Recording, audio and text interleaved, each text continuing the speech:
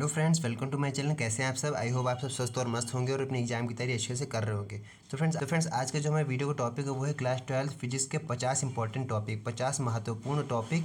केवल जो ऐसे टॉपिक है जो केवल आपको यही पढ़ने हैं और आपके 70 में 70 नंबर बिल्कुल पक्का हो जाएंगे। लेकिन ध्यानपूर्वक एक एक टॉपिक को आज हम लोग समझेंगे और ऐसे कौन से क्वेश्चन हैं जो हर साल पेपर में आते हैं ये भी आपको बताएंगे आज की इस वीडियो में। ठीक है, तो ऐसे कौन से प्रश्न हैं जो हर साल आपके पेपर में रिपीट होते हैं और इस बार भी आने की पूरी उम्मीद है। तो एक एक करके आज हम इन सब क्वेश्चन को समझेंगे। ठीक है, पहला क्वेश्चन है हमारा। अगर आप कॉपी पेन लेके नहीं बैठे तो बैठ जाइए, क्योंकि ये सारे क्वेश्चन इंपॉर्टेंट हैं और ये क्वेश्चन सारे आपको बाद में नहीं मिलेंगे, इसलिए आप कॉपी पेन लेके बैठ जाइए या फिर इसका स्क्रीनशॉट लेके रख लीजिए। ठीक है, इससे क्या होगा, आपको बाद में पता चल जाएगा कि आपको क्या क्या पढ़ना है और कौन से क्वेश्चन इंपॉर्टेंट है। पहला क्वेश्चन हम पढ़ते हैं। एक समान विद्युत क्षेत्र में रखे विद्युत द्विध्रुव पर बल युग्म का आघूर्ण। एक समान क्षेत्र में, ठीक है, ये आपको पढ़ना है। पहले चैप्टर में ही आपको मिल जाएगा। गॉस का नियम, गॉस का नियम बहुत ही इंपॉर्टेंट है। गॉस का नियम क्या होता है इसके बारे में भी आपको पढ़ना है। गॉस थ्योरम जिसे हम लोग कहते हैं। ठीक है, इस पर भी मैंने सेपरेट वीडियो बनाया हुआ है, आप मेरे चैनल पर विजिट करके देख सकते हैं। ठीक है, उसका तीसरा, वैद्युत द्विध्रुव की अच्छी स्थिति में वैद्युत क्षेत्र की तीव्रता। वैद्युत द्विध्रुव की अच्छी स्थिति में वैद्युत क्षेत्र की तीव्रता पढ़ना है। जो इसकी डेरिवेशन होती है वो भी आपको पढ़ना है, कैसे निकाली जाती है, और भी आपको सब कुछ पढ़ना है इसमें। चौथा क्वेश्चन है, निरक्षीय या अनुप्रस्थ स्थिति पर वैद्युत क्षेत्र की तीव्रता। ध्यान रखिएगा, ऊपर लिखा था अच्छी स्थिति में, यहाँ पर है निरक्षीय स्थिति। बाकी सब कुछ सेम रहेगा। यहाँ वैद्युत क्षेत्र के ऊपर भी थी, नीचे भी वैद्युत क्षेत्र की तीव्रता है, लेकिन यहाँ अच्छी ऊपर है अच्छी स्थिति में, नीचे है निरक्षीय स्थिति में। ठीक है, उसका अगला टॉपिक है, अनंत विस्तार की समतल आवेशित अचालक प्लेट के कारण वैद्युत क्षेत्र की तीव्रता। तीन प्रकार से वैद्युत क्षेत्र की तीव्रता निकाली जाती है। पहली है अच्छी स्थिति में, दूसरी है निरक्षीय स्थिति में, तथा तीसरी है अनंत विस्तार की समतल आवेशित अचालक प्लेट के कारण। ठीक है, उसके बाद अगला टॉपिक हमारा समविभव पृष्ठ। समविभव पृष्ठ आपने पता होगा, समविभव पृष्ठ होता है ऐसा, हमारे मान लेते हैं कि पृष्ठ है, इस पर जितने भी हमारे विभव लगे हुए हैं इन सबका जो है सब पर जो हमारा वोल्टेज है वो सब पर बराबर है, तो इसी को हम लोग कहते हैं समविभव पृष्ठ। यानी जितने भी हमारे पृष्ठ पे विभव काम कर रहे हैं सारे के सारे उनके जो वोल्टेज है वो समान है, इसलिए हम लोग उनको कहते हैं समविभव पृष्ठ, जैसा कि नाम से पता चल रहा है समविभव पृष्ठ। ठीक है, अगला टॉपिक है, अच्छी या अनुदैर्ध्य स्थिति में वैद्युत द्विध्रुव के कारण विद्युत तीव्रता। ठीक है, अगला है संधारित्र, कैपेसिटर जिसको हम लोग बोलते हैं। ठीक है, संधारित्र क्या होता है, कैपेसिटर। ठीक है, उसके बारे में भी आपको पढ़ना है थ्योरी, क्योंकि ये भी इंपॉर्टेंट टॉपिक है आपका। मोस्टली 5 नंबर का पूछा आ सकता है पेपर में। ठीक है, एलपी में भी इससे क्वेश्चन बनते हैं, अति लघु में भी पूछा सकता है। देखिए, कोई भी क्वेश्चन आपसे पूछा किसी में भी जा सकता है, ये कोई फिक्स नहीं कि आपसे ये लॉन्ग में पूछा जाएगा या आपसे अति लघु में ही पूछा जाएगा। ठीक है, तो आपको बिल्कुल अच्छी तरीके से सॉलिड तैयारी करनी। जो मैं आपको आज टॉपिक बता रहा हूँ सबके बारे में आपको थोड़ा थोड़ा पढ़ के जाना है। ये समझ लीजिए, जो भी आपको टॉपिक है कुछ उससे रिलेटेड है, आपको पूरा सब कुछ लिख के आना, छोड़कर कुछ भी नहीं आना है। अगला टॉपिक है, निरक्षीय या अनुप्रस्थ स्थिति पर वैद्युत विभव। निरक्षीय या अनुप्रस्थ स्थिति पर वैद्युत विभव, निरक्षीय या अनुप्रस्थ स्थिति। ठीक है, उस पर वैद्युत विभव जो होता है उस पर निकालना है आपको। ठीक है, डेरिवेशन वगैरह जो भी है। अगला है आवेशित संधारित्र की ऊर्जा। आवेशित संधारित्र की ऊर्जा के बारे में आपको पढ़ के जाना है। अगला समांतर प्लेट संधारित्र की धारिता, ये इंपॉर्टेंट है। समांतर प्लेट संधारित्र की धारिता ये इंपॉर्टेंट टॉपिक है, ऐसा टॉपिक है ये पूछा ही पूछा गया। आपके पेपर के टोटल होते हैं 7 सेट। ठीक है, 7 सेट में कहीं ना कहीं आपके क्वेश्चन आया हुआ है। ठीक है, पिछली बार भी आया हुआ था क्वेश्चन, हो सकता है इस बार भी ये क्वेश्चन फंसे आपके। ठीक है, अगला है किरचॉफ के नियम। किरचॉफ के नियम आप जानते हैं, किरचॉफ के होते हैं 2 नियम। किरचॉफ के 2 नियम कौन कौन से होते हैं? पहला होता है धारा का नियम, दूसरा होता है वोल्टता का नियम। तो ये 2 नियम है, इस पर भी मैंने सेपरेट वीडियो बनाई हुई है, आप मेरे चैनल पर विजिट करके इसको भी आराम से देख सकते हैं। ठीक है, किरचॉफ के नियम। मुक्त इलेक्ट्रॉनों के अनुगमन वेग, मुक्त इलेक्ट्रॉनों का जो अनुगमन वेग होता है वो बताना है आपको, वीडी जिसको हम लोग कहते हैं। ठीक है, कैपिटल वी और स्मॉल डी होता है, अनुगमन वेग ये होता है वीडी। धारा घनत्व तथा अनुगमन वेग में संबंध, धारा घनत्व जो जे होता है हमारा और अनुगमन वेग वीडी में संबंध रिलेशन जो होता है, इसको भी आप देख लीजिएगा, आपके बुक में मिल जाएगा। ठीक है, किरचॉफ के नियम ये तो बता ही दिया मैंने आपको, किरचॉफ के नियम क्या होते हैं। ठीक है, वो आपको पढ़ के जाना है, के नियम जितने होते हैं वो पढ़ने हैं। फिर अनुगमन वेग सिद्धांत द्वारा ओम के नियम का निगमन। ओम के नियम, ओम का नियम तो आप जानते हैं, तो पता ही होगा, वी इक्वल टू क्या होता है, आई आर होता है। लेकिन ये आया कैसे, इसका डेरिवेशन क्या होता है? ठीक है, वी आई होता है, वोल्टेज जो हमारा विभव होता है वो धारा के अनुकरणुपाती होता है। आर जो क्या है, आर जो है वो ओम कांस्टेंट है, लेकिन ये आया कैसे, इसका डेरिवेशन है, इसको भी आपको पढ़ के जाना है। अगला फिर 17वां टॉपिक है बायो तथा सावर्ट का नियम। बायो सेवर्ट का नियम ये बहुत ही बार मैं आपको बता चुका हूँ, इस पर भी मैंने सेपरेट वीडियो भी बनाई हुई है। ये इंपॉर्टेंट टॉपिक है बायो सेवर्ट का नियम। ठीक है, आप मेरे चैनल पर विजिट करके इसको आराम से देख सकते हैं। ये ऐसा टॉपिक अगर पूछा जाएगा तो बिल्कुल आपके 5 नंबर फ्री के रहेंगे, समझ लेना। कुछ करना कुछ नहीं होता, केवल 2-3 इक्वेशन दिखानी होती है, उसको बराबर में अनुक्रमानुपाती करके दिखा देना होता है, बाद में उसकी वैल्यू पुट कर देनी होती है जो आपका कांस्टेंट होता है। ठीक है, तो ये बायो तथा सावर्ट का नियम, हमारे 2 वैज्ञानिक थे बायो तथा सावर्ट, उन दोनों के नाम पर इस नियम का नाम पड़ा था। ठीक है, अगला है वृत्ताकार धारावाही लूप या कुंडली के अंदर उत्पन्न चुंबकीय क्षेत्र। एक हमारी वृत्ताकार जो कुंडली होती है इस तरह की, उसके अंदर जो चुंबकीय क्षेत्र उत्पन्न हो रहा है हमारा, ठीक, उस पर उसके बारे में आपको बताना है, ठीक है, वृत्ताकार धारावाही लूप, ठीक है, उसके कारण आपको बताना है चुंबकीय क्षेत्र किस प्रकार से जनरेट हो रहा है, ठीक है। अगला है एम्पीयर का परिपथीय नियम, एम्पीयर्स लॉ, और मैंने सेपरेट वीडियो बनाया हुआ है, ठीक है। जितने भी इंपॉर्टेंट टॉपिक हैं क्लास 12 के सारे मैंने इंपॉर्टेंट टॉपिक पर सेपरेट वीडियो बनाया हुआ है। आप मेरे चैनल पे एक बार विजिट करेंगे तो आपको सारे इंपॉर्टेंट टॉपिक आपको मिल जाएंगे, ठीक है।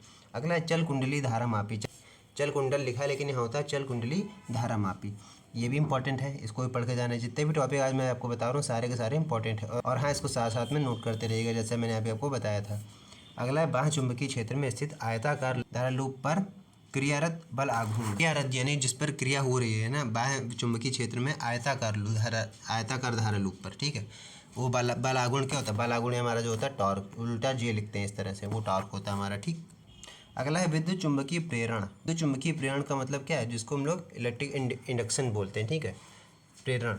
उसके बाद चुंबकीय प्रेरण होता है, एक विद्युत प्रेरण है, एक चुंबकीय प्रेरण होता है, तो ये विद्युत प्रेरण की बात हो रही है। अगला है विद्युत चुंबकीय प्रेरण के फैराडे का नियम। फैराडे का नियम क्या होता है? ठीक है, फैराडे के भी दो नियम होते हैं, पहला नियम, दूसरा नियम। दूसरे नियम को हम लोग लेंज का नियम भी कहते हैं, ठीक है। ये सब इंपॉर्टेंट टॉपिक है, अच्छी तरीके से पढ़ेंगे आप तो आपको सब कुछ समझ में आ जाएगा। ये वीडियो मैंने इसलिए बनाई ताकि आपको पता चल सके कि आपको क्या क्या पढ़ना है और कौन सा इंपॉर्टेंट टॉपिक है जो आपको ज़्यादा पढ़ना है, ठीक है, जो आपके पेपर में ज़्यादा पूछे आते हैं, इसलिए मैंने ये वीडियो बनाई है। अगला है स्वप्रेरण तथा अन्योन्य प्रेरण में अंतर। स्वप्रेरण तथा अन्योन्य प्रेरण, दो प्रेरण हो गए, उसमें आपको अंतर बताना है। ये विद्युत चुंबकीय प्रेरण में ही आपको मिल जाएगा, चैप्टर का नाम है जो आपके, उसी में मिल जाएगा स्वप्रेरण तथा अन्योन्य प्रेरण में अंतर। अगला है श्रेणी अनुनादी परिपथ, सीरीज में, ठीक है, सीरीज में जो हमारे परिपथ होते हैं वो कैसे लगते हैं, इसी तरह आपका समांतर में भी होता है। अगला है ट्रांसफार्मर का सिद्धांत। पहले तो आपको ट्रांसफार्मर पढ़ना होता क्या है ट्रांसफार्मर, फिर उसका आपको सिद्धांत पढ़ना है, सब कुछ आपको पढ़ के जाना है। उसके बाद है विद्युत चुंबकीय तरंग। विद्युत चुंबकीय तरंग क्या होती है उसके बारे में भी आपको पढ़ना है, विद्युत चुंबकीय तरंग, ठीक है। फिर उसके बाद है 28वां टॉपिक है मैक्सवेल का विद्युत चुंबकीय तरंग सिद्धांत। मैक्सवेल का विद्युत चुंबकीय तरंग सिद्धांत। मैक्सवेल हमारे वैज्ञानिक थे, उन्होंने अपने तरंग चुंबकीय को लेकर के कुछ सिद्धांत दिए थे। कौन कौन से सिद्धांत है वो आपको पढ़ना है। एम्पियर का नियम है, एम्पियर का नियम क्या होता है वो भी आपको पढ़ना है।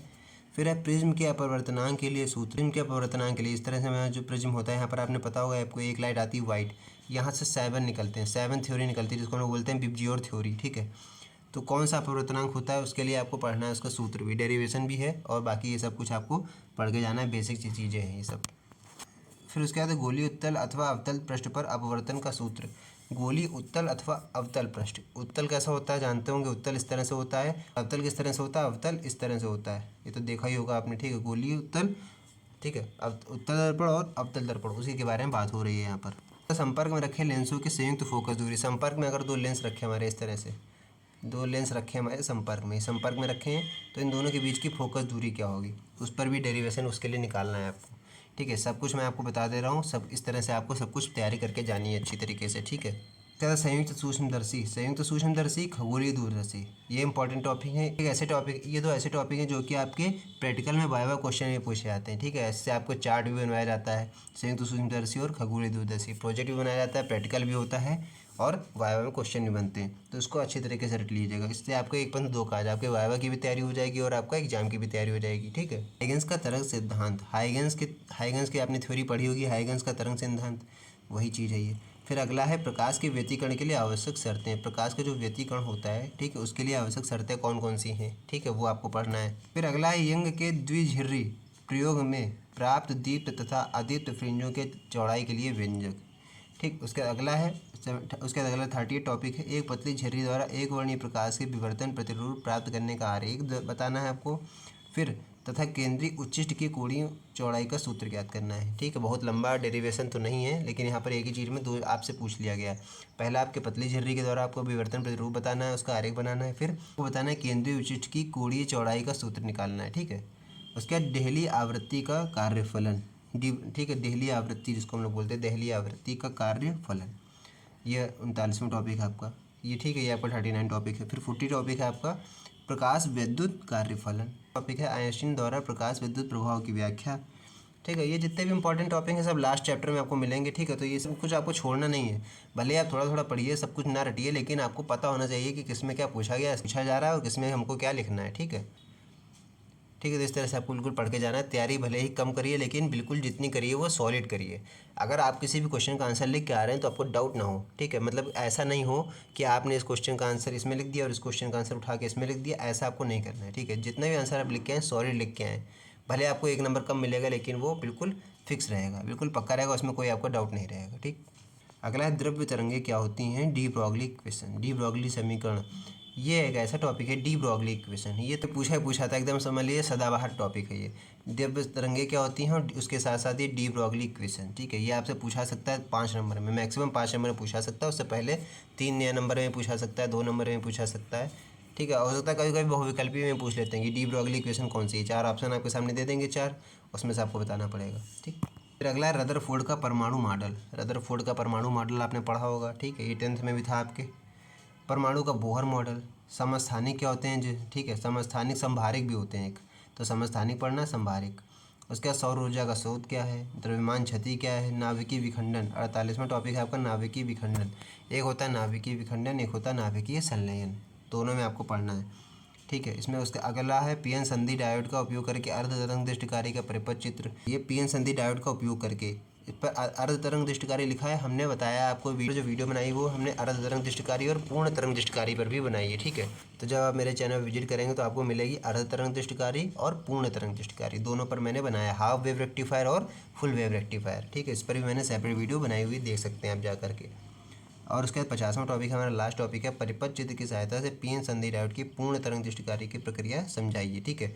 ऊपर लिखा था अर्ध तरंग दृष्टिकारी, यहाँ नीचे लिखा है पूर्ण तरंग दृष्टिकारी। दोनों का आपको टॉपिक मेरे वीडियो में मिल जाएंगे, दोनों टॉपिक आपको मेरी वीडियो में मिल जाएंगे। तो फ्रेंड्स आई होप आपको सारे टॉपिक समझ में आ गए होंगे और आपने अच्छे तरीके से नोट कर लिया होगा। तो फ्रेंड्स अगर वीडियो अच्छी लगी हो तो वीडियो को लाइक कीजिएगा और इसको अपने फ्रेंड सर्कल में भी शेयर कीजिएगा ताकि आपके फ्रेंड्स की भी हेल्प हो सके।